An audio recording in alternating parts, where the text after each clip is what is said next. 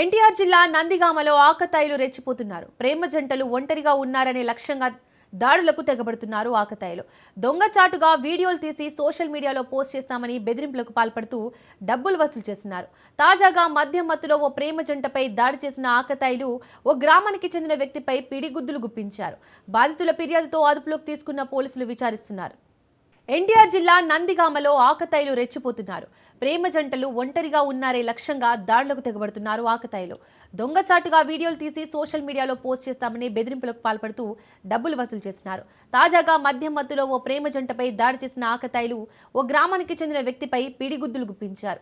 బాధితుల ఫిర్యాదుతో అదుపులోకి తీసుకున్న పోలీసులు విచారిస్తున్నారు.